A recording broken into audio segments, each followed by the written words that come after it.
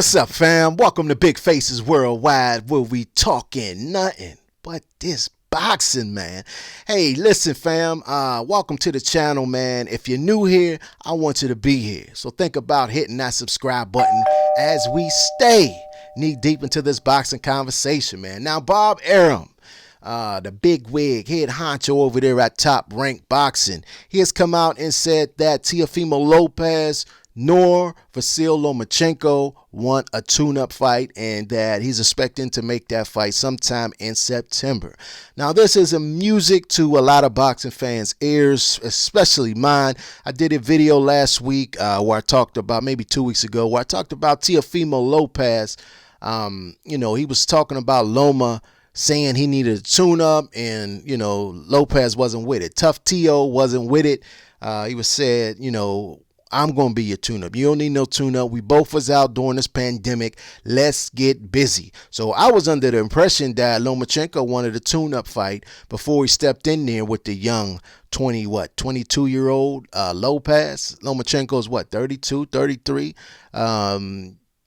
I can't wait for this fight, man. I think is besides Errol Spence, Terrence Crawford, this is the fight I want to see, man. I really want to see Lomachenko and Teofimo Lopez, man. Can the experience and the skill of Lomachenko outwit and outmaneuver the speed, the power, the aggression, the hunger, and the youth of tough Teofimo Lopez? That's the question, man. I want to see this fight. Teofimo got all type of confidence, man. He got his swagger back. He's back to talking a whole lot of shit, where he chilled out for a minute after he got married. He was humble. I thought this was a new Teo. Instead, we got tough Teo back. You know what I'm saying? Full of confidence. His dad, putting the energizers in his back, fully charged. And Teo was running with it. You know what I'm saying? He's talking about knocking Loma out, destroying Loma. He's talking about wanting Devin Haney. He's talking about wanting Ryan Garcia. He wants all the smoke with everybody at lightweight, man. I can't wait to see what happens, how this lightweight division shapes out. Devin Haney, Gervonta Davis, Gary Russell Jr. He says he's moving up to 135. He's going to bypass 130 and jump in the lion's den with the 135-pound top guys. He don't want no tune-ups at 135. He want to go straight for the juggler. He want to go straight in the lion's den, man. He want to run through the jungle with stakes on his back. That is the word of Gary Russell Jr. He also, he talked about wanting revenge from his only loss, and that is to Vasyl Lomachenko. Can Gary Russell get back revenge? You know what I mean? Can he get that can he rewrite that blemish on his record? That is the only blemish on his record, man. Gary Russell has been trying to get a big fight at 126, particularly with Leo Santa Cruz. Now, Leo Santa Cruz seemed to be ducking Gary Russell Jr., man. Although he does, pretend or act like he wanted to fight him, but I do believe in everybody, around this thing can definitely see that if Leo Santa Cruz wanted to fight Gary Russell Jr., I do believe that fight would have happened. They are both in the same stable, both been champions for a while. Gary Russell has been champion since 2015, and been calling Leo out since I can remember. And, Leo has shown no interest into fighting Gary Russell Jr. He has chose to fight Abner Mares twice, Carl Frampton twice, but no Gary Russell Jr. The last year or two, Leo has been adamantly calling out Gervonta Tank Davis. He wants Davis. He wants Davis.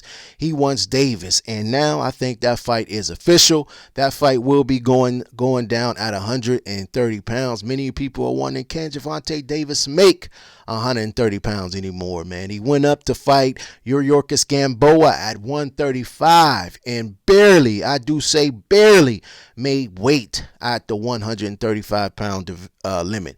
He came up, what was he, like a pound and some change over, took over 2 hours to make weight, and then had a lackluster performance. So the question is, can Tank Davis make weight at 130 to beat Leo Santa Cruz. I do think, this is my personal opinion, you all know I am a big Gervonta Davis fan, and I do think Leo Santa Cruz is food for Gervonta Davis. He's a big old juicy steak just waiting to be sliced and diced and gobbled all up, man. Even if Gervonta Davis does not come in 100%, I do not see Leo Santa Cruz making it past the 6th round.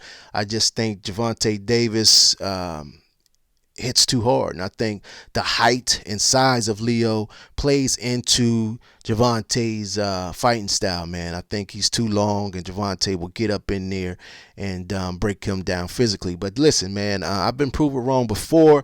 We just got to see how the fight plays. I actually like Leo Santa Cruz. If he was fighting anybody else but my guy Tank Davis, I'd probably be going with Leo. You know what I mean? He's nonstop action. He throws a lot of punches. He's going to fight. He's coming to fight. Ain't no hoe in him. You know what I mean? He's not backing down. So it's going to be interesting. It's going to be an interesting fight. And if he's able to withstand the power of Gervonta Tank Davis, then I do think, you know, Gervonta may be in for a long night, particularly if he does not take this fight seriously, if he does not train properly. But we'll see. And many people say, well, he got to take this fight seriously if it's going to be his first pay-per-view fight. You know, but hey, you can't even go off of that, because if you take a look back a couple years ago when he fought Fonseca on the second biggest pay-per-view in boxing history, the Mayweather-McGregor undercard, man. Tank was the co-main event. He fought Fonseca. He missed weight. He lost his title.